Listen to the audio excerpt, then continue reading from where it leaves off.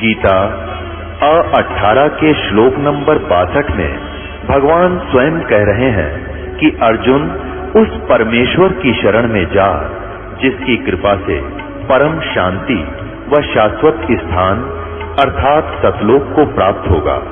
वो परमेश्वर कौन है, कहाँ है, कैसा है, जानने के लिए कृपया अवश्य सुनिए जगत गुरु तत्वदर्शी संत रामपाल जी महाराज के अमृत वचन।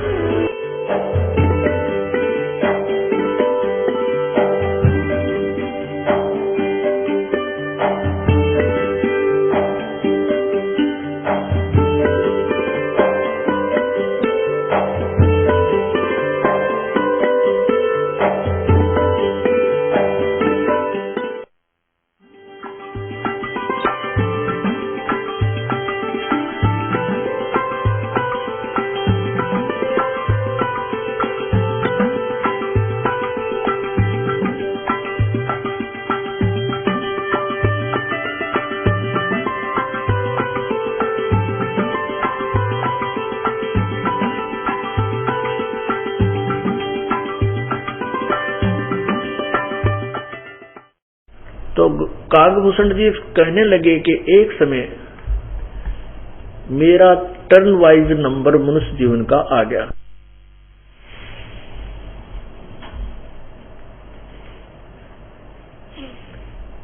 तो उस समय मुझे मानव शरीर प्राप्त था। 20 वर्ष की मेरी आयु हो चुकी थी। बहुत जवान था मैं, शरीर स्वस्थ था। और उसी समय हमारे क्षेत्र में, उस मालू देश में क्षेत्र में एक भयंकर दुर्भिक्ष गिरा, अकाल गिर गया। वहां इतना बुरा हाल हो गया कि नर इंसान के बुड़के भरने लग गया, उसके मांस को जिंदे को खाने लग गया। घास फूस भी खत्म हो गया। वर्षा नहीं हुई 2-3 वर्ष। तो मेरे माता पिता वृद्ध थे और मेरे 3 बान भाई और थे। हम 2 भाई 2 बहन थी। मेरे माता पिता वृद्ध थे, भूख सहन नहीं कर सके। वो अंतिम सांस गिनते हुए कहने लगे, बेटा मेरा जो है अब हमारी मृत्यु निकट है। आप अपने बहन भाइयों को, अपने बड़ा भाई है तो पिता जैसा माता जैसा प्यार देना, इनको संभालना। ऐसा कहते हुए आंखों में जल भर के मेरे माता पिता धीरे धीरे दोनों मृत्यु को प्राप्त हुए। अब वहां आसपास कोई भी ऐसी सामग्री नहीं थी जो मैं अपने भाइयों को, बहनों को खिला सकूं। मेरे शेष भाई बहन भी मृत्यु को प्राप्त हुए। अब वहां रहना उचित नहीं जाना, क्योंकि यहाँ तो मेरी भी मृत्यु निकट है। तो उस क्षेत्र को त्याग कर मैं अवंतिका नगरी में आ गया। वहां पर अकाल नहीं था, दुर्भिक्ष नहीं था। वहां अन्न तो पेट भर खा लिया, लेकिन जो मेरे जीवन में मेरे पिता का भरा पूरा एक परिवार था और मेरी आंखों के सामने बर्बाद हो गया। और उससे पहले पिताजी को एक पल की चैन नहीं थी। कभी लकड़ी तोड़ कर लाता है, कभी बेच कर आता है, कभी घर के धंधे में हमें भी लगाए रखता था। एक पल का भी चैन नहीं था। अब कहाँ गया वो सारी उम्र का किया हुआ धन एकत्रित? क्या करके ले गए मेरे माता पिता? उस इंसिडेंट ने, उस दुर्घटना ने मेरे को इतना झंझोड़ कर धर दिया कि संसार से मन कति हट गया। ब्याह शादी ने कति रुचि नहीं बनी।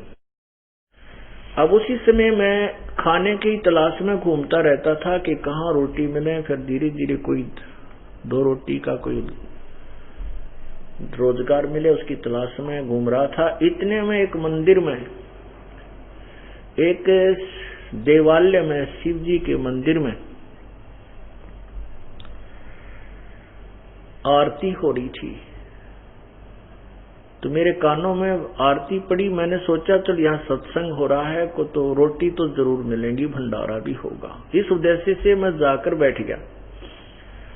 अब मेरा कोई रुचि नहीं थी। संत वो ब्राह्मण क्या वचन कर रहा है, वो पुजारी क्या बता रहा है, मैंने इस चीज से कोई लेना देना नहीं। मैं तो रोटियों की आस लाए बैठा था कि ये कब खत्म हो और खाना मिले।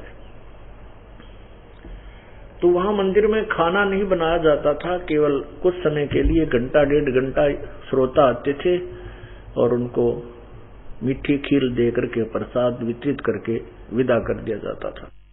ऐसा ही हुआ कि सत्संग समापन हुआ, सबको प्रसाद बांट दिया। 20, 30, 40 भगत आ रहे थे, वो चले गए, मैं बैठा रह गया। तब उस ब्राह्मण ने मुझसे पूछा, बेटा कौन है तू, कहां से आया है, क्या परदेसी है तू? कहां जी? तो उसने सारी अपनी, कहते मैंने अपनी सारी राम कहानी अपने जीवन की उस पुण्यात्मा पंडित जी को बताई। ब्राह्मण दयालु था, उसने कहा बेटा ये तो संसार, इस यहाँ का नियम है, मृत्यु और जन्म तो लगा हुआ। जैसे भी एक बुद्धिमान व्यक्ति, समझदार व्यक्ति ऐसे दुख में विचार दिया करता है, ऐसे सारे विचारों से उसको समझाया और कहा बेटा चिंता मत कर, आप अभी खाना मैं आपका लाता हूं घर से, आप बैठो। कहते हैं ब्राह्मण खाना लेकर आया, उसने खाना खिलाया। ब्राह्मण के प्यार से मैं बहुत प्रभावित हुआ और उस ब्राह्मण के साथ ही मंदिर में एक कक्ष में मैं रहने लग गया और वहां मेरे खाने पीने के लिए उन्होंने व्यवस्था कर दी। मैं अपना खाना बना करके आप ही वहां खाता और मंदिर की झाड़ू जोड़ू सफाई आदि में करने लगा। अब प्रतिदिन गुरुजी सत्संग क्या करते थे ब्राह्मण,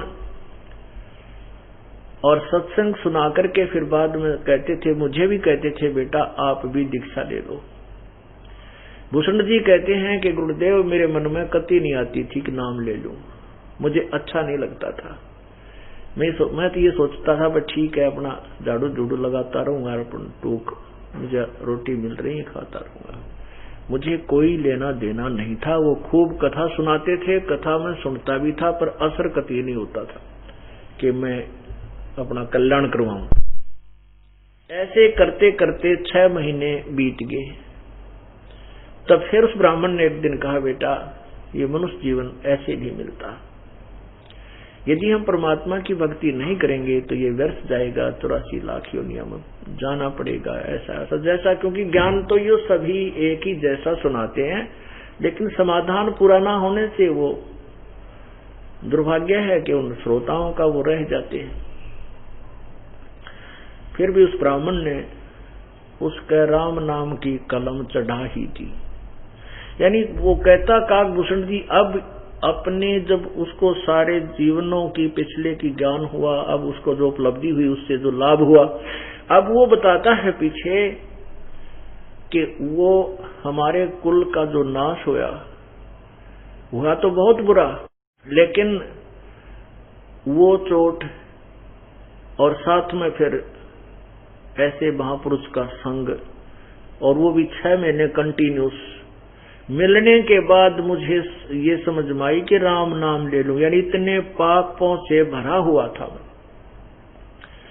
तुलसी पिछले पाप से हरि चर्चा न भावे, जैसे जवर के वेग से भाई भूख विदा हो जावे। जैसे किसी को बुखार हो जाता है, उसको भूख नहीं लगती, भूख विदा हो जाती है, चली जाती है, खत्म हो जाती है। उसको मनुखा दाख भी कड़वी लगती है, सेब संतरे भी बहुत कड़वे लगते हैं, और प्रतिदिन खाने वाला आहार भी कड़वा लगता है, हलवा भी कड़वा लगता है। अब वो पदार्थ कड़वे नहीं है, वो व्यंजन कड़वे नहीं है, लेकिन उस बुखार ने, उस जवर ने उसके शरीर की व्यवस्था को इतना बिगाड़ दिया कि मीठी चीज भी कड़वी लग रही। ऐसे ही जिन प्राणियों के ऊपर पाप कर्म का बुखार बना हुआ है, उनको ये राम नाम की चर्चा बिल्कुल भी अच्छी नहीं लगती। और उसका ट्रीटमेंट क्या है, उसका इलाज उपचार क्या है कि जैसे बुखार को उतारने के लिए भी कड़वी दवाई ही खानी पड़ती है। मलेरिया हो जाए तो कुनीन की कड़वी गोलियां खानी ही पड़ेंगी। उन कड़वी औषधि के खाने से ही वो बुखार नरम होगा, कम होगा, उतर जाएगा। फिर वो सभी भोजन आहार हमें स्वादिष्ट लगने लगेगा। और फिर इतनी भूख लगा करे, बुखार उतर जाता है कि सूखी रोटी भी मिल जाए, सब्जी भी ना हो, और 3 खाता 4 खाओगा। तो ऐसे ही हमारे कर्म ऊपर, पाप कर्मों का जिसके ऊपर जितना अधिक दबाव है, ज्यादा जितना जबर तेज है, उसको उतना ही परमात्मा के नाम से अरुचि होती है। और जब वो ट्रीटमेंट में आता है, सत्संग में आता है, तो उसको प्रारंभ में तो ये सत्संग कति कड़वा लगेगा। और इसका इलाज क्या है? ये कड़वा लगे चाहे मीठा लगे, ये तो आपने घंटे 2 घंटे इस सत्संग को सुनना ही चाहिए। ये कड़वा लगे ना अच्छा लगे तो भी सुनना ही चाहिए। जैसे कुनीन की फांकी हम ना चाहते हुए मार ही जाते हैं, लगा जाते हैं। और वही कड़वी दवाई जो हमारे बुखार को समाप्त करती है, नष्ट, रोग को नष्ट कर देती है, फिर हमें वही आहार अच्छा लगता है। ऐसे ही ये परमात्मा के वचन जो हैं, ये ही कानों के माध्यम से इंजेक्शन रूप में आपके अंदर जाते हैं और धीरे धीरे आपके अंदर जो पाप हैं, क्योंकि कुछ ऐसे पाप होते हैं जो वाणी से, इस ज्ञान यज्ञ से नष्ट होते हैं। परमात्मा की वाणी का बहुत जबरदस्त असर होता है। आपने क्या देखा है, झाड़े लानिए क्या करते हैं, एक मंत्र सिद्ध कर लेते हैं, उसको हजारों लाखों बार एक श्लोक को पढ़ लेते हैं और उसके अंदर उनकी बैटरी चार्ज हो जाती है। उस शब्द की, जो मंत्र के बार बार रिपीटेशन करने से उसमें सिद्धि आ गई, वो उसमें कमाई बन गई उसकी, और वो फिर झाड़िया में खत्म करने लग जाता है। फिर आप विगदा बन जाता है, वो झाड़े लानिए तो फिर किसी खाते में है ही नहीं, लवाने वाले तो। ऐसे ही ये बार बार जो सत्संग आपको सुनाए जाते हैं, परमात्मा की वाणी वचन, ये अंदर जाकर के आपके अंदर डिपोजिट होते हैं और पाप को ये खत्म करना प्रारंभ। कुछ ऐसे पाप होते हैं जो ज्ञान यानी वचनों से, संत के परमात्मा की वाणी से भी नरम होते हैं। कुछ ऐसे पाप होते हैं जो संत के दर्शन से समाप्त होते हैं, उसका और कोई विकल्प नहीं। धीरे धीरे जैसे आप वहां घर से चले यहाँ तक आए तो वो पुण्य आपके बने। यहाँ तक आपके आने जाने में जो किराया भी लगता है वो भी आपका पुण्य में ही काउंट होता है, लिखा जाता है। तो ऐसे धीरे धीरे पाप पुण्य बढ़ते हैं, पाप अक्षीण होते हैं। तो कुछ दिनों के बाद जो आपको ये सारी जो कथाएं पहले अच्छी नहीं लगती थी, भगवान की चर्चा अच्छी नहीं लगती थी, फिर इतनी स्वादिष्ट लगती है कि 200 किलोमीटर जाकर के भी ये सत्संग सुनता है, इतनी जबरदस्त आत्मा को भूख लगती है। ऋषि का परिणाम है कि 15वें दिन 12-13 दिन के बाद समागम आता है और जिनका बुखार कति नरमा गया, उतर चुका है, उनको ऐसी भूख लगती है कि वो डटे नहीं डटते। मुझे मालूम है हमारा समाज कैसा है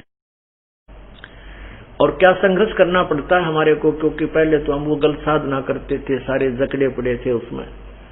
अब वहां एक घर में 2 सदस्य नाम ले रखा, बाकी नहीं ले रखा, तो वो दीदे का ले उठा लेगा, जोड़ा आएगा समागम इनका है, घर देखता ना, फलान देखते नहीं, तो वो भी ताने सुनने और अपना उद्देश्य भी पूरा करना। कितना संघर्ष के बाद इतनी पुण्यात्मा परमात्मा की निखर चुकी हैं और धीरे धीरे देख लेना ये सारा समाज बदल जाएगा, क्योंकि सत्य तो सत्य ही रहती है। तो पुण्यात्मा यही कारण है कि हम इतने पाप में ग्रस्त हो चुके हैं कि धीरे धीरे 1, 2, 4, 10 सत्संग में समझ में आती यू कह क्या रहा है, क्योंकि हमने कथाएं सारी उल्ट सुन रखी, सारा ज्ञान ही उन भगवानों के ऊपर आधारित सुन रखा है जिनकी कोई अस्तित्व नहीं है, उनको हमने सुप्रीम पावर मान रखा। तो एकदम हमारा ज्ञान अलग, हमारा भगवान न्यारा, और सब क्रियाएं जो अकॉर्डिंग टू द शास्त्र हैं, पहले हम शास्त्र विरुद्ध कर रहे थे, वो सारी उलट। तो इसलिए एक बार तो भाई आजा वह करे, तो खेचा तानी बनेगी, लेकिन हम नहीं हट सकते, हम इस उद्देश्य को चेंज नहीं कर सकते, क्योंकि हमें अब ये यथार्थ रूप में प्राप्त हो गया और सब प्रमाणित हो चुका है। अब इसमें चाहे सर फूटो चाहे माथा, चाहे कोई राजी रहे, कोई गाली दे, बूंडा बोले, चाहे गुंडे कहो। मीराबाई से कहा करते कि इतने कोई गुंडी कहता है, कोई बूंदी कहता है, तो क्यों जाया करे सत्संग में, तेरी अक्कल मारी जा रही है। बोली बेबे मैंने कोई बूंदी कहो चाहे गुंडी कहो, मेरे तो यह बात समझ में आ गई, मैं तो वापस कदम कर नहीं सकती। आज उस मीराबाई का बहन का आदर के साथ प्रत्येक की जुबान पर नाम है। और जो इज्जत की भूखी थी आज वो गदी पे नहीं खड़े हैं, उन्हें कोई नहीं पूछता। जो इस मार्ग में नहीं चल सके वो दुख ही दुख शेष रह जाता उनके लिए। तो कहने का भाव ये है कि कागभूषण कहता है कि मैंने 6 महीने के बाद उपदेश ले लिया और मैं उस ब्राह्मण के स्वभाव से, उसके व्यवहार से इतना प्रभावित था कि हम दोनों का मैं बहुत सेवा करने लग गया। उनकी इतना प्रेम बन गया, बहुत ज्यादा। वो मुझे पुत्रवत प्यार करते थे, मैं भी उनका पिता की तरह सेवा करता था, कपड़े धोता, खूब अच्छा उनका श्रद्धा से आदर करता था। कुछ दिनों के बाद फिर क्या बीमारी हुई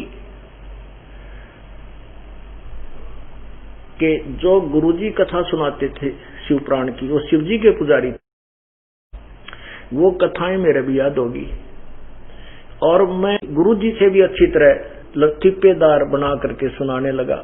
अब श्रोतागण मेरे से कथा सुनने लगे। गुरुजी देर से आते, उससे पहले आ जाते और मेरे से कथा सुनने लगे। गुरुजी से अरुचि उन सबकी होने लगी कि गुरुजी तो वृद्ध हो गए हैं और मेरा गला भी अच्छा था और बहुत अच्छी तरह श्लोक बुना बुना कर सुनाने लगा, तो सभी मेरी प्रशंसा करने लगे।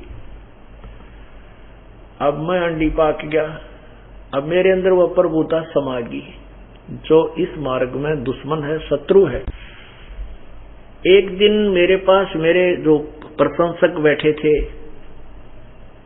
और मैं उनको अपनी वो मीठी वाणी सुना रहा था और सब मस्त थे। उधर से गुरुजी आ गए पूजा करने के लिए मंदिर में। तो मैं इस शर्म के मारे कि मैं अब क्या खड़ा होऊंगा, मेरी बेइज्जती होगी, मेरे प्रशंसक मेरे पास बैठे हैं, तो मैंने खड़ा होकर के उनका सत्कार नहीं किया गुरुदेव का और बैठे ही दर्शन कर लिए, नमस्कार नुमड़ा शीश झुका दिया। अब उस ब्राह्मण ने गुरुदेव को कोई इस बात से लेना देना नहीं था। उन्होंने उनकी उद्देश्य अपना पूजा करने के लिए वो मस्त थे, जा रहे थे, जाके अपनी पूजा में लग गए शिव जी की मूर्ति के पास मंदिर में। मैं प्रांगण में बैठा था। तो उसी समय आकाशवाणी हुई कि हे त्रिलोचन, त्रिलोचन नाम था इस कागभूषण का उस समय, कि हे पाप आत्मा त्रिलोचन, तुझे 1 लाख वर्ष के लिए नरक में डाला जाएगा। अब ये आकाशवाणी ब्राह्मण ने भी सुन ली। अब ब्राह्मण ने कहा, अरे बेटा इधर आ, क्या गलती होगी, भगवान ने आपको क्यों श्राप दिया? अक्षमा याचना कर परमात्मा से, भगवान शिव से। और गुरुदेव ने भी बहुत आदर से और भगवान की स्तुति की, बालक है, माफ कर दो प्रभु, आप तो दयालु हैं, बच्चा है, कोई गलती होगी, आगे से नहीं करेगा, मांग बेटा माफी परमात्मा। अब कहते हैं पिता को अपनी संतान बहुत ही प्रिय होती है। पिता से 100 गुना मां को प्यारे होते हैं बच्चे, बालक। और गुरुदेव को मां से भी 100 गुना ज्यादा प्यारे होते हैं अपने शिष्य। अब जो इस पद पर आता है उसी को पता होता है। एक तो माता पिता को किसी भी संतान में भेदभाव नहीं होता, और जैसे दूसरे बच्चे एक नु कहेगा मां इसने घना प्यार करा है, हमारे से नहीं करती, ऐसा वो कुछ नहीं करती, लेकिन वो सोच सकते हैं इस बात को। लेकिन जब वो अपने स्वयं पिता और मां पद पर आएंगे तब उनको पता चलेगा कि माता पिता कभी भेदभाव नहीं करते। तो ऐसे ही जब कोई गुरुपद पर आता है तो पता चलता है कि उसको अपने शिष्य कितने अच्छे लगते हैं और वो उनके कल्याण के लिए कितना मतलब चिंतित होता है। जैसे अध्यापक होते हैं, वो टीचर होते हैं और वो अपने स्टूडेंट्स के भविष्य के लिए, अपने रिजल्ट के लिए चिंतित रहते हैं। यही उद्देश्य इस दास का है। हम आध्यात्मिक टीचर हैं और वो केवल एक भौतिक ज्ञान और भौतिक धन कमाने के लिए अक्षर ज्ञान कराने वाले अध्यापक होते हैं। तो उससे भी अधिक हमें चिंता होती है। तो ऐसे कहते हैं, बालक बहुत है प्यारा माँ का, उससे बढ़कर शिष्य गुरुओं का। तो इस दृष्टिकोण से उस ब्राह्मण ने अपने पुत्रवत जो वो बच्चा रखा हुआ था शिष्य, उसकी चिंता बनी की तो बात बिगड़ गई, ये तो बहुत दुख पाओगा। बार बार प्रार्थना की। फिर आकाशवाणी हुई कि मेरा वचन ना खाली जाई, यम के लोग चलो रे भाई, कि मैंने जो कह दिया ये वचन वापस नहीं हो सकता, नरक में तुझे जाना ही पड़ेगा। फिर बार बार प्रार्थना की, तब फिर आकाशवाणी हुई कि भाई ये तो जाना तो पड़ेगा, लेकिन इतना मैं अवश्य कर दूंगा तेरे गुरुजी की प्रार्थना पर कि तुम्हें नरक में यम के दूत दुखी नहीं करेंगे, रहना पड़ेगा उस नरक के अंदर। अब जैसे कोई जेल में डाल रखा हो और वहां कोई मंत्री का सहयोग उसको हो, और वो मंत्री कह दे वहां के जेलर को कि ये मेरा व्यक्ति है, इसको कोई परेशानी होनी चाहिए, तो वहां कोई जेल नहीं उसके लिए, लेकिन रहना पड़ेगा चारद्वारी के अंदर। बहुत फर्क हो जाता है। तो ऐसे ही कागभूषण का शरीर, कहते मेरा शरीर छूट गया। समय आने पर मेरा शरीर छूटा और फिर 1 लाख वर्ष तक मैं काल के लोक में नरक में रहा, लेकिन वहां यमदूतों ने भगवान शिव के आदेश से, कृपा से मुझे तंग नहीं किया।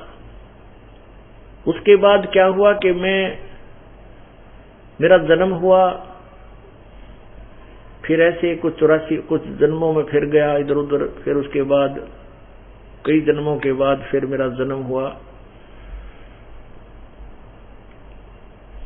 मनुष्य का।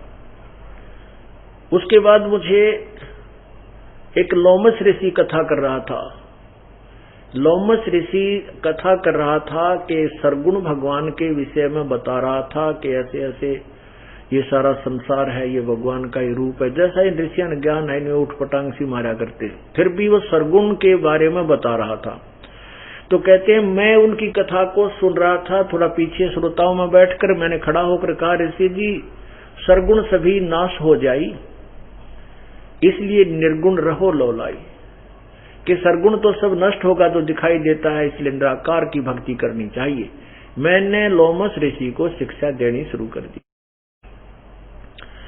लोमस ऋषि ने कहा कि भाई सरगुण बिना निर्गुण के गावे और निर्गुण पद नजरा नहीं आवे।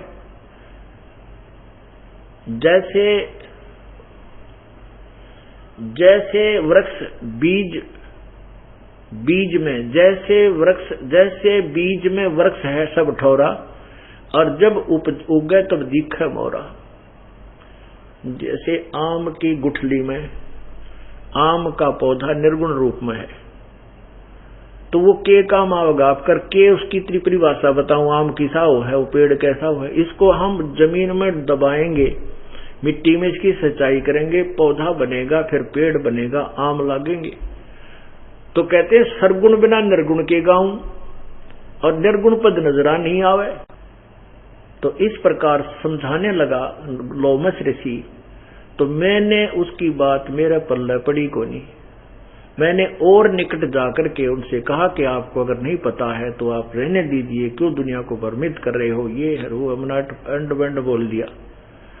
तो पुण्यात्माओं, हम आप जी को भी जिनसे बहुत कुछ शिक्षा ग्रहण करनी चाहिए कि कोई भी भक्त है, यदि आप किसी को समझाने की चेष्टा करते हो, आपको ज्ञान हो गया है कि उनका मार्ग बिल्कुल विपरीत है और वो सही नहीं जानते हैं, आपको ज्ञान है, लेकिन उनके साथ अभद्र व्यवहार नहीं करना चाहिए। क्योंकि कुछ ऐसी भी आत्माएं होंगी जिनके पास पूर्व जन्म की सिद्धि शक्ति से डंक होगा, डंक।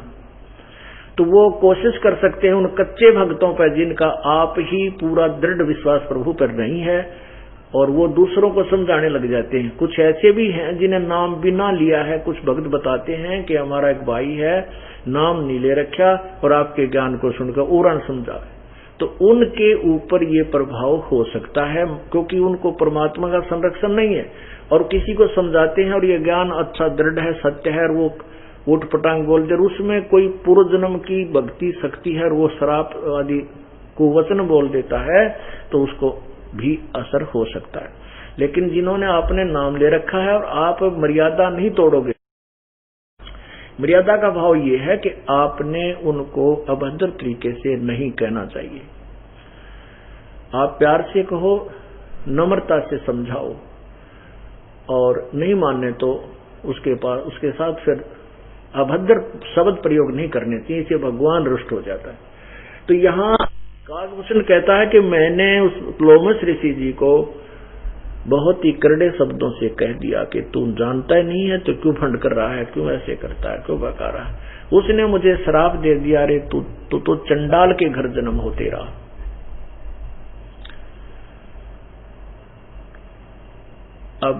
अब मुझे समझ में आ गई कि ऋषि का वचन है, ये वापस नहीं हो सकता। मैंने चरण पकड़ लिए, माफी मांगी। उन्होंने जो मुझे श्राप दिया तो मैं क्रोधित नहीं हुआ, मैंने कोई प्रतिक्रिया नहीं की, ना तो और बात बिगड़ा। तो मैंने एक मायूस सा मुंह करके कि हे प्रभु, जैसे भी आपकी आज्ञा हो, आपका बच्चा हूं, गलती होगी, आप कहीं भी जन्म दे देना, मुझे एक आशीर्वाद भी दे दो। तब लोमस ऋषि प्रसन्न हो गया, कहा बेटा मांग ले, कि मुझे ऐसा आशीर्वाद दो कि मेरे हृदय से भक्ति ना खत्म हो, जन्म तो से कहीं पर भी दे देना।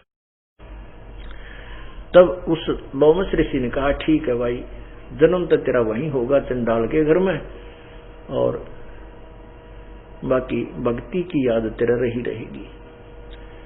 अब उसके बाद कहते हैं मैंने लोमस ऋषि से उपदेश लिया, उनके बताया अनुसार कुछ साधना की, और समय आने पर मेरा वो शरीर छूट गया।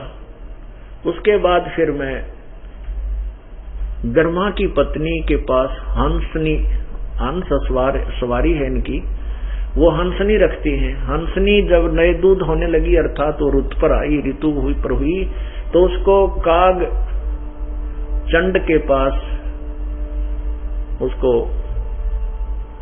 गर्भ धारण कराने के लिए लेकर गई। तो उसके संयोग से फिर इसके काकभूषण का जन्म हुआ। ऊपर से गर्दन तो काग की है, नीचे से शरीर देवताओं जैसा है।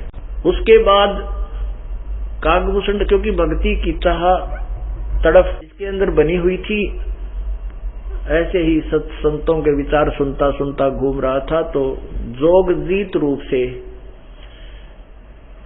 नाम से परमात्मा प्रकट हुए थे कबीर परमेश्वर।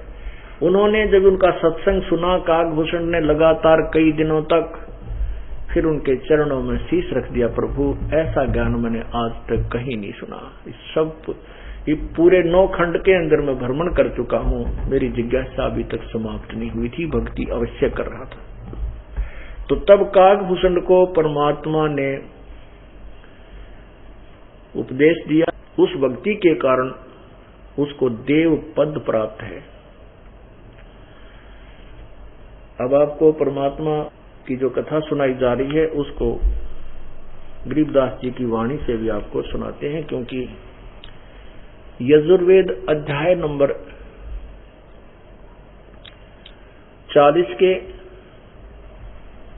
और मंत्र नंबर 13 में लिखा है कि कोई तो जिसने अक्षर ज्ञान है उसको विद्वान कह देते हैं, और जिसको अक्षर ज्ञान नहीं है उसको अविद्वान कहते हैं। ये विद्वान और अविद्वान की परिभाषा भी वो तत्वदर्शी संत ही बताएगा, उन्हीं से सुनो।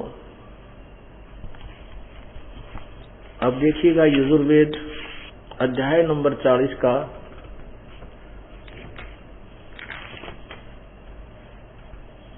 मंत्र नंबर 13, ये देखिएगा यजुर्वेद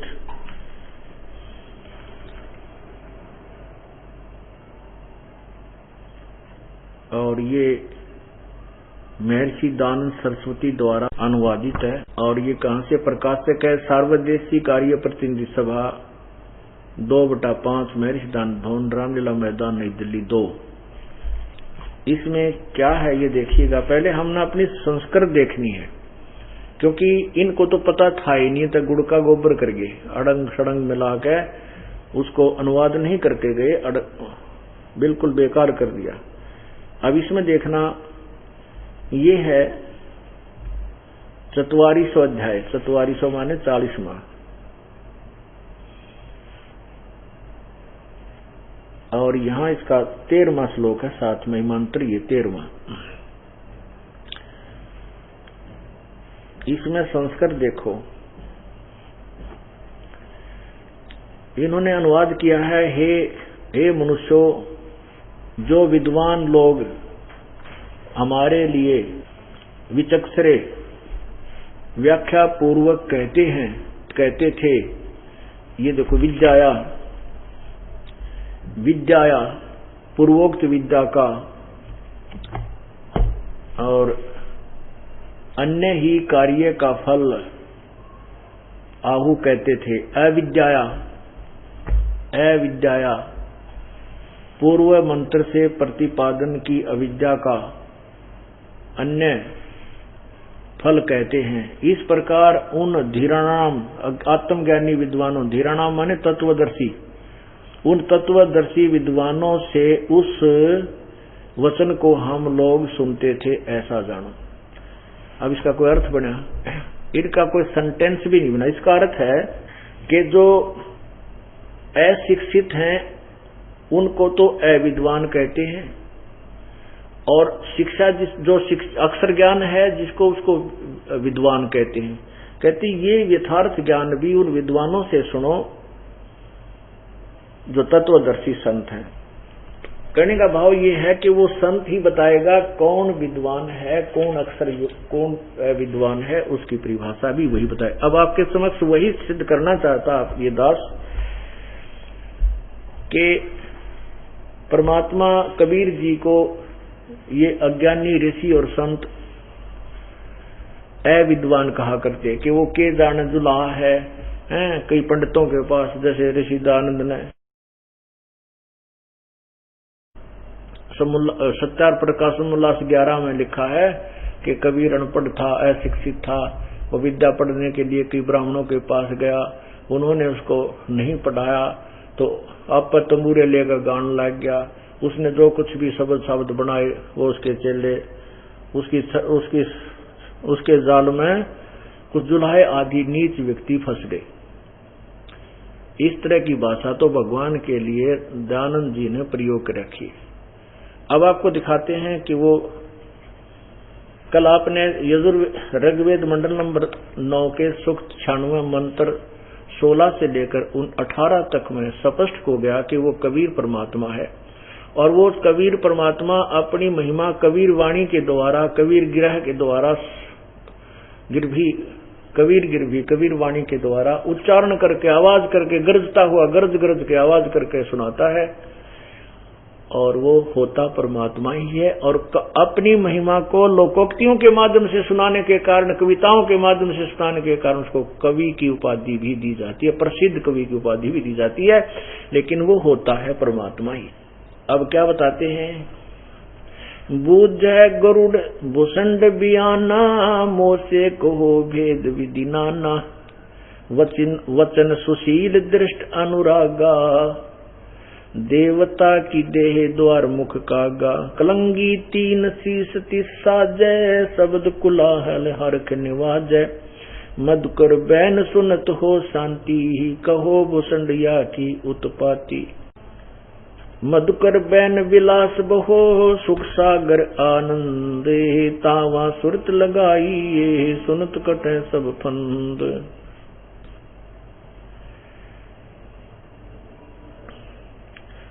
श्रवण सुमृत वचन उमेदा, धाम रसायन सब तन बेदा, वचन सुनत सुख होत आनंदा, भेद कहो निज परमानंदा।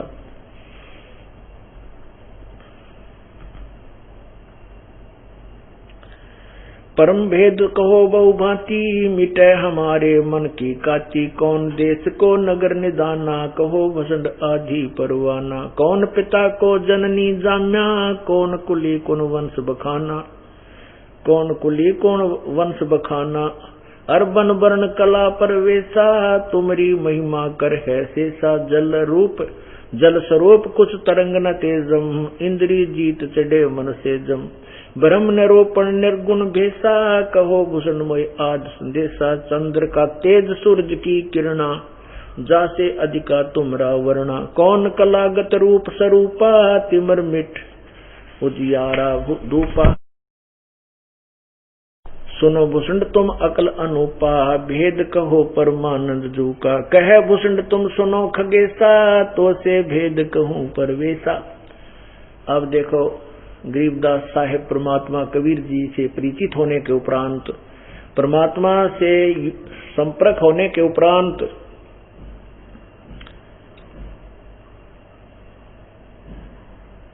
अब क्या बता रहे हैं और कैसी भाषा प्रयोग कर रहे हैं। एक अशिक्षित, अक्षर ज्ञान ना होते हुए भी कितनी शुद्ध भाषा बोल रहे हैं। कहे भूषण तुम सुनो खगेसा, तो से भेद कहूं परवेसा। खग, खग माने पक्षी, और पक्षियों के राजा गरुड़। जैसे नर ईश, नरेश राजा होता है, मनुष्यों का स्वामी, उसे नरेश कहते हैं। ऐसे खग माने पक्षी, और पक्षियों का जो राजा होता है उसको खगेश कहते हैं।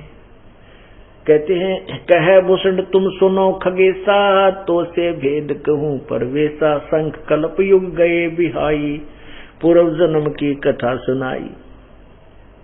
सुनो गुरुड़ बोरा आद संदेशा, शंख कल्प जुग हो गए थे जामन मरण जिहान। जन्म पूर्व ला तुझे कहूं, सुनो खगेश सुजान। क्या बताते हैं कि पहले ना जाने कितने जन्म बर्बाद कर दिए थे। सुनो गुरुड़ मोरा आद संदेशा, भिन भिन वेद कहूं खगेसा। शंख जन्म पूर्व पैल माला, गए जो मिथ्या नहीं संभाला। कहते मेरे पहले शंखों जन्म मनुष्य के बर्बाद हो गए थे, मैं नहीं संभाल पाया। मैंने कभी भी किसी जन्म में भक्ति प्रहार नहीं की, ऐसा मैंने अपने जीवनों को, मनुष्य जीवनों को बर्बाद किया। अवधपुरी एक नगर निधाना, ता अवतार धरे मोरे प्राणा। 20 वर्ष की उम्र पुनीता, मात पिता भय काल सनीपा। पड़ा काल दुर्भिक्ष ताही, पृथ्वी डोल गई रे भाई। गरुड़ जी को बता रहे हैं काकभूषण जी के भाई, एक बार जब मैं 20 वर्ष की उम्र का था, एक दुर्भिक्ष काल, बहुत भयंकर काल पड़ा और मेरे माता पिता सब मृत्यु को प्राप्त हो गए। पड़ा काल दुर्भिक्ष ताही, पृथ्वी डोल गई रे भाई। कहते पृथ्वी भी डोल गई, इतना वहां पर नरसंहार हुआ, मर गए दुनिया, प्राणी सब, पशु पक्षी तरफ तरफ का मर गए। पड़ा काल दुर्भिक्ष अपारा, मनुष्य मनुष्य का करे आहारा। कितनी प्यारी लैंग्वेज बोली जा रही है गरीबदास साहेब जी, जो कभी पढ़े नहीं थे और अशिक्षित थे, और कितनी अच्छी लैंग्वेज उन्होंने बोला है। ये वो विद्वान थे। एक अक्षर, एक कोई भाषा विशेष के जानकार होने से विद्वान नहीं होता। जैसे कोई संस्कृत जानता है तो उसको अंग्रेजी नहीं आती, वो किसा विद्वान, उसने फारसी नहीं आती, पंजाबी नहीं आती। तो कबीर, ये परमात्मा जो है, गरीबदास जी महाराज और कबीर साहब जी प्रत्येक लैंग्वेज को जानते थे। पृथ्वी पर जितनी भी भाषा है वो सभी का इन अपनी लैंग्वेज में, अपनी अमरवाणी में प्रयोग किया हुआ है। तो इससे सिद्ध है कि ये विद्वान थे। पड़ा काल दुर्भिक्ष अपारा, मनुष्य मनुष्य का करे आहारा। अन्न का नाही आहार प्राणी ही, पड़ा काल दुर्भिक्ष अमानी। अवधपुरी हम तजी खगेसा, ताही समय गए मालू देसा। पुरी अवंती लीना बासा, जावान नहीं अन्न की त्रासा। अन्न तो वहां पेट भर खाया, कह भूषण सुनो खगराया। कह भूषण सुनो खगराया। राय माने भी स्वामी, जैसे राय साहब कहा करे कि खग राय है, खग पक्षियों के मालिक, सुनो मेरी बात को। पंडित एक अवंती माही, कथा कर्ण शिव द्वारे जाही। 6 मासम संगति कीनी, बहुर तास की दीक्षा लेनी। टहल कर जिस पंडित केरी ही, गुरु चेले का भाव गनेरी। स्वामी कर्ण गए स्नाना, पूजा अर्पण धूप ध्याना। शिव पूजा पंडित अर्थावे, बेल पत्र दरलिंग बनावे। शिव पूजा पंडित करे, जाहम लिया निवास। गुरु दीक्षा मन में करी ही, मिटी खगेश पियास। तन मन अर्पे फेरे माला, जाके ऊपर ईश दयाला। अब क्या बताते हैं कि वो भगवान शिव जी उस ब्राह्मण की पूजा से बहुत ही प्रभावित था, उसके ऊपर कुर्बान था, यानी उससे बहुत प्रसन्न था। पूजा करण दिवालय आए, जहां हम बैठे दर्शन पाए।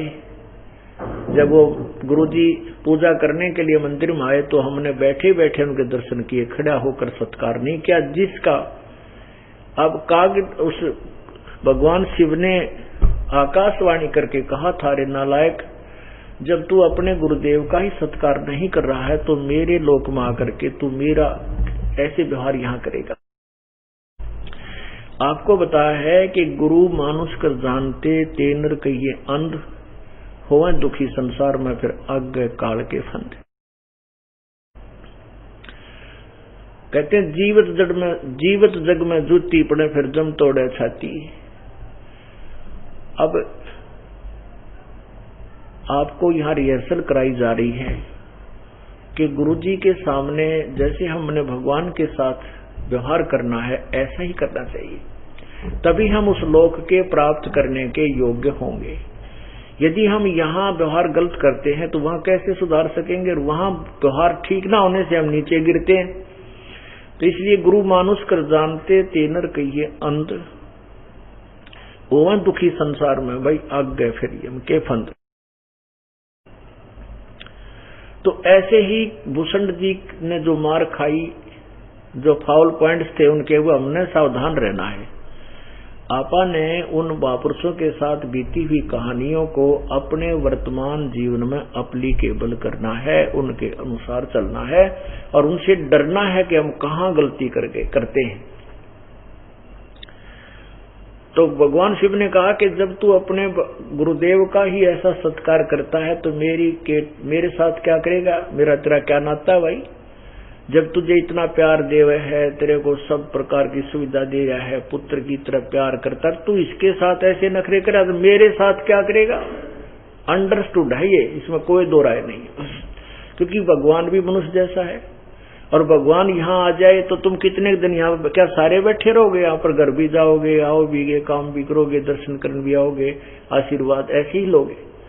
तो अब ये दास उन्होंने भेज रखा है, गुरु जो उनका प्रतिनिधि होता है, तो उसके साथ जो व्यवहार हम करते हैं, जैसा बर्ताव, जैसे उसके प्रति सोच रखते हैं, वहां आपकी एक फैक्स डेली होता है और भगवान के कंप्यूटर में आपकी सब विचार, आपकी क्रियाएं, आपके अंदर का जो गुण अवगुण सभी विद्यमान मिलेगा। पूजा करण देवालय आए, देवालय यानी जहां भगवान का घर बना लिया ना, उन देवालय बोलते हैं। भगवान का घर, आलय माने घर, देव माने भगवान, यानी वो शिव जी का जो शिवालय, शिव के रहने का स्थान जैसे हम बना लेते हैं, बाकी वैसे तो परमात्मा जहां भक्त रहता उसके साथ ही है, चाहे वो कहीं भी रहे। तो वो पूजा, जैसे भगवान शिव का वो जो पुजारी था, पंडित जी था, वो उससे योग युक्त था, यानी जिस भी इष्ट की वो पूजा जैसी भी कर रहा था उससे वो प्रसन्न था।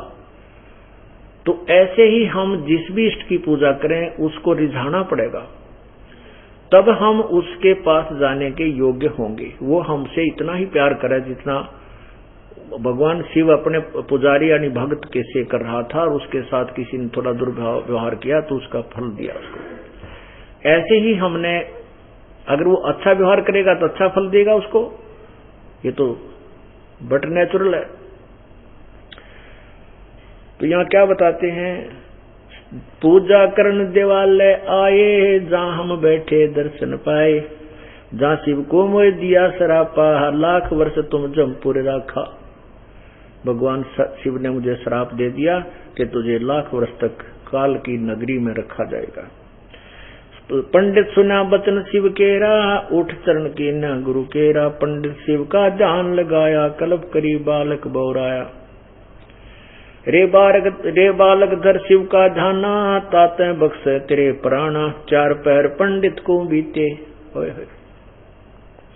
बहुर आवाज हुई मन चीते। मेरा बचन ना खाली जाई, जम के लोग चलो रे भाई। बहुर दया पंडित जब ध्याना, बख्शो साहिबिया के प्राणा। बहुत बार की अर्ज ठीका, बाणी अरस हुई शिवनी का। बहुर महादेव भय दयाला, जम का लोक भुगतो तत्काला। हमको लाग्या शंका संसा शोका, छूटी दे गई जम के लोका। तत्कालम आए शिव की दया गुरु वरताए। जब हमको नहीं दीन तरासा, भुगता नहीं वो नरक निवासा। शिव स्वामी का की दया अपारा, फिर हम आन लिया अवतारा।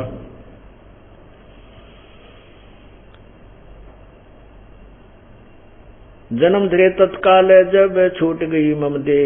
शिव गुरु शिव साहेब दया से हो गए निरसंदेह।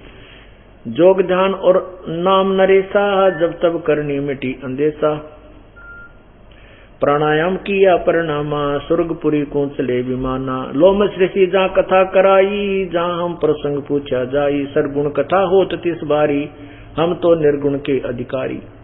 सरगुण अर्थ हमो गौरावो, लोमस ऋषि प्रसंग सरगुण अर्थ हमो गौराया। लोमस ऋषि प्रसंग बतलाया, बहुर संबोध किया तिस बेरा। संवाद बार कहते हैं बहुर संबोध, बार बार संवाद किया मैंने उस ऋषि तय।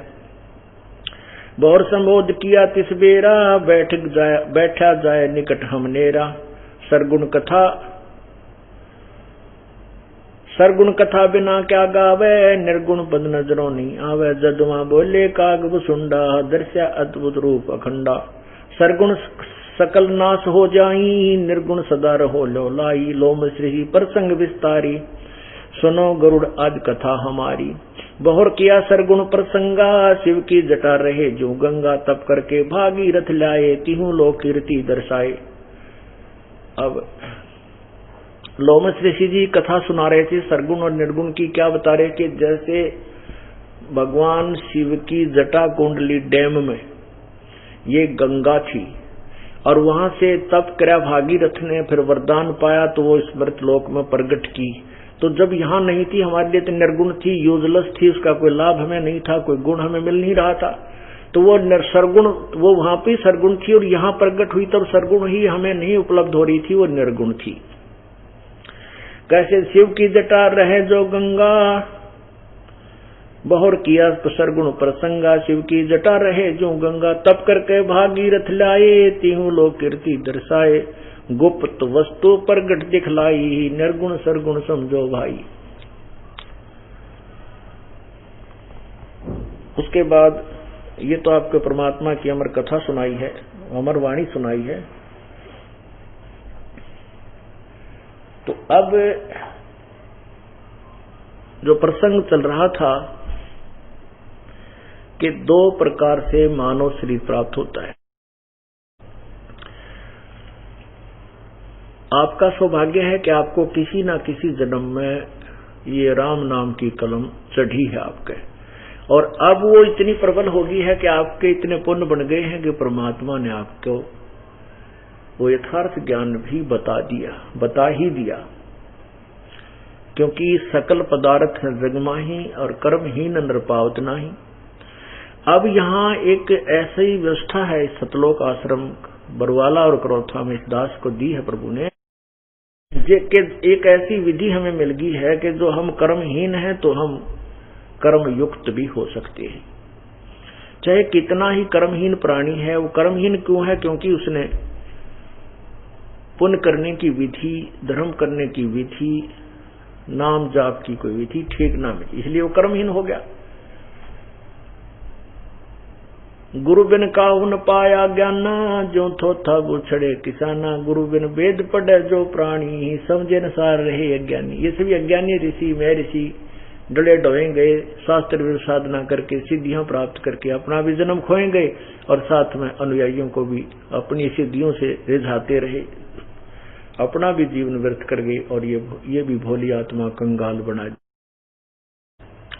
अब जो कितना कर्महीन प्राणी है उसको आप परमात्मा की गुण सुनाना शुरू करोगे, रिश्तेदार है, भाई है, बहन है या कोई और मित्र है, सहेली है, तो उसको जब आप कथा सुनाओगे भगवान की तो कुछ घंटा, आध घंटा, 20 मिनट जितने भी ये पुण्य कथा सुनेगा परमात्मा की जो महिमा सुनेगा तो उसको उस ज्ञान यज्ञ का फल मिलना शुरू हो जाएगा। अब आपके पास कोई रिश्तेदार आता है, मित्र आता है, क्योंकि पुरानी मंडली तो चक्कर काटेगी जब आप नाम ले लोगे, आप सब बुराई छोड़ दोगे, गुटी लानी है, साथी भी आया करेंगे, और भी सिनेमा देखने जाया करते हुए भी, ताश खेलनी है भी, होका पाड़ भी, तो चक्कर काटेंगे आपके, दारू गुटी पीनी है भी।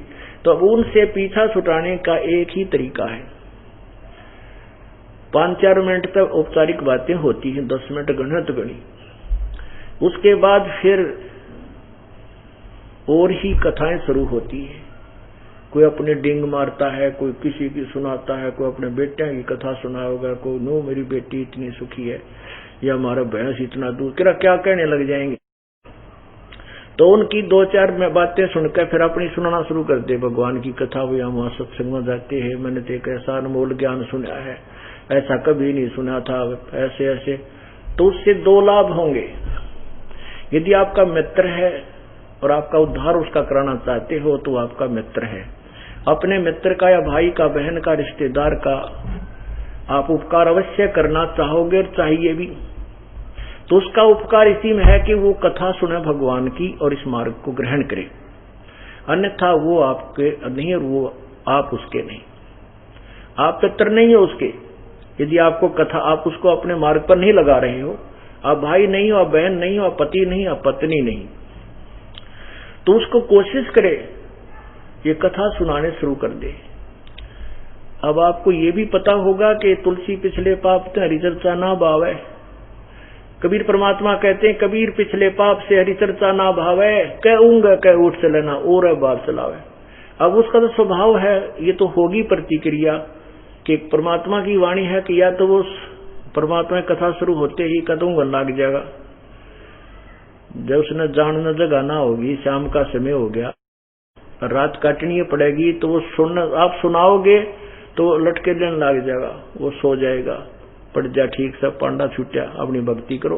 और सुना इतने कथा सुनाओ, और आप कथा सुनाओगे जितने समय भी उसने सुना है आनाकानी करके, वो फल उसको अवश्य मिलेगा, क्योंकि वो ज्ञान यज्ञ का फल मिल गया, राहत मिली उसको कुछ उससे।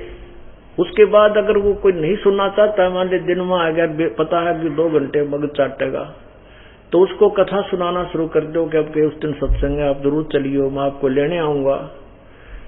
तो वो या तो आपकी कथा सुनेगा, ना उठकर चला जाएगा। 2 तरीके हैं, या तो क्योंकि आपके घर पर रहोगे, वो इधर उधर की बात चलाओगा, फिर आप घुमा फिरा के वही परमात्मा की चर्चा में शुरू कर दोगे। तो वो या तो वो सुनेगा और नहीं उठकर चला जागा तो चला जा, कोई बात नहीं, आपको भक्ति का समय मिल गया। अन्यों का अनाज नहीं जा सकता, जा तो मैं भक्ति करूंगा, अच्छा नहीं लगता, शिष्टाचार नहीं है। तो इससे ये ऑल आउट है, ये परमात्मा की चर्चा वो भक्तिहीन मच्छरों के लिए ऑल आउट है, जो आपको बाधक है। इसकी चर्चा सुनते वो खे दे ही जाएंगे, कति टैर बाजता दिखेगा उनका, तो वो जाने दे और फिर उनके घर पहुंच जाए। कभी कभी रिश्तेदार है, मित्र है, वहां पहुंच के वहां सुनाने की चेष्टा करे। इस प्रकार उसके कर्म बनाए जा सकते हैं। फिर यहाँ आएगा, परमात्मा के लिए आएगा, चर्चा सुनेगा, कोई पुण्यदान बनेगा, और ना तो देखा देखी करेगा।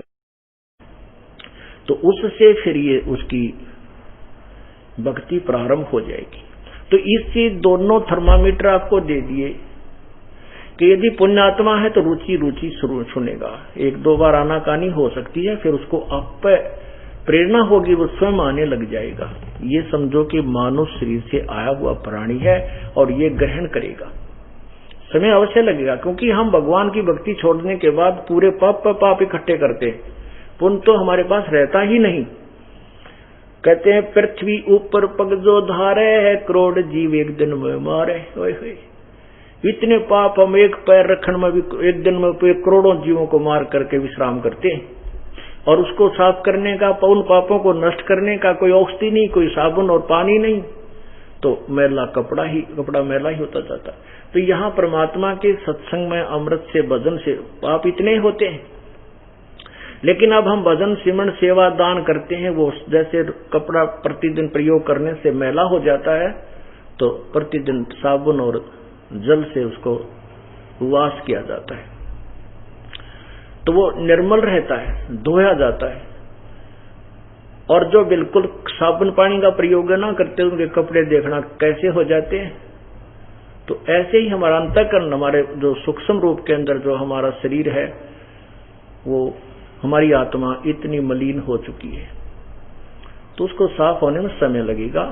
1, 2, 4, 10 बार परमात्मा की महिमा सुनेंगे तो अवश्य उज्जवल होगा और उसका बुखार उतर जाएगा, भूख लगेगी, और फिर वही आत्मा 100 काम छोड़ के आत्म कल्याण के लिए परमात्मा के दरबार में दौड़ के आएगा।